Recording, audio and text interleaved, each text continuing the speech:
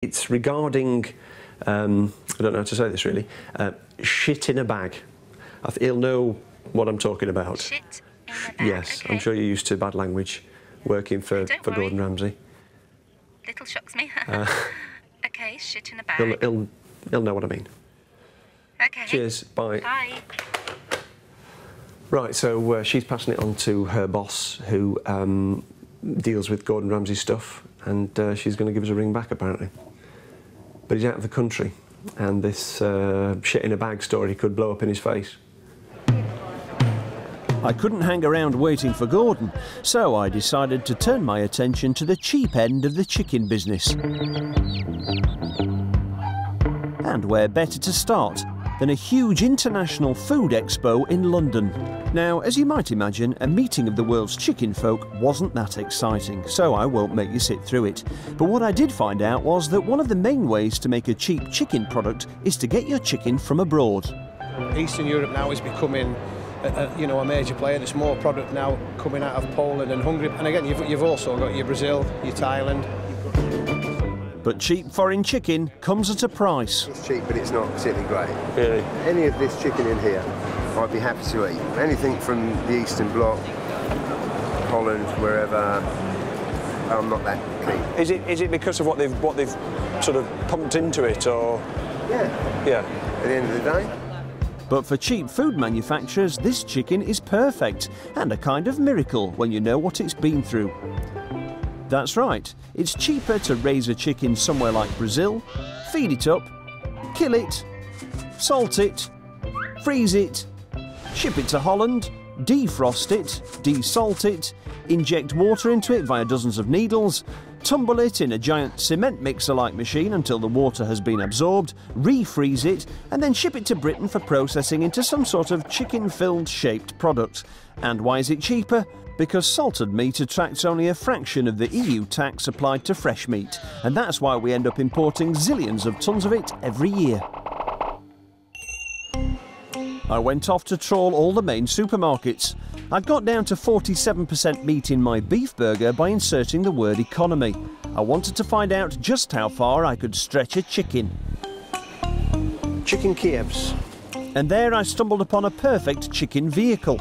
Britain's first ever ready meal, the Chicken Kiev. Yeah, we'll have them. Oh, look at one of these. The least chickeny Kiev I could find was the Tesco's Value Kiev, weighing in at just 32% chicken. If you think that sounds okay, pay attention to the nice lady who'll tell you how it should be made. I need to first of all pull the skin off the chicken breast and then cut the chicken breast. Ooh, that looks horrible. Place the garlic butter. That's just minced. That's awful. Fold the chicken breast back over. You can even place the little fillet in there so you don't waste it. I don't see any evidence of any white chicken there. No. So it could come from any part of the chicken body. Place the breaded chicken into the hot pan. It just has none of the characteristics of chicken as we know it. I want to show you what it looks like. Yeah. So there is the gorgeous chicken Kiev. No, I'm not going to eat that, that's all. No. I'm sure it's not going to harm you in the slightest, except that No. it does nothing for me from an organoleptic point of view, shall we Come say? again? From a sensorial point of view, okay? I'd learned two things, a new word and that I should go and talk to Tesco. Tesco didn't want to talk to me, but they sent me an email. Chicken Kiev is a dish consisting of many ingredients, including chicken, a seasoned butter filling and breadcrumbs, so the amount of poultry will vary from recipe to recipe. We produce a range of chicken Kievs from value to finest to high standards, and to suit all tastes and pockets. They are clearly labelled with ingredients so that customers can make an informed choice. I had a sneaky feeling that the customers opting for less than a third chicken in their Kievs were probably broke. At Sheffield Hallam University, I had some students ready to help Mr. Riley find out just how far we could push the Kiev while remaining within the regulations of our Food Standards Agency.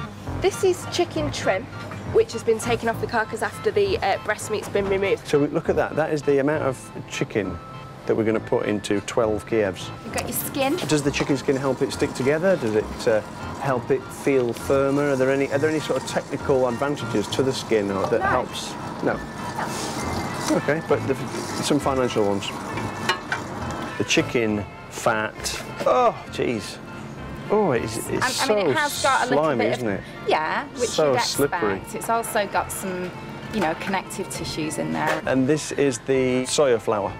So that's going to help it bind. When you cook it, less water and fat will just sort of run out of it. Yeah. I soon had a combination of cheap chicken bits, rusk, chemicals and water. Lovely, isn't it? I mean, it looks very appetising now, I think. Nice and gently. A few finishing touches later, and Mr. Riley had his very own chicken Kiev, using a very chicken-friendly world record of only 10% chicken meat. But was it legal? I needed a food labelling advisor, and luckily there was one called Jamie just around the corner. I've got this chicken Kiev, and the biggest ingredient is chicken skin. The actual amount of chicken meat constitutes only 10% of the overall product. Can I actually call it a chicken Kiev?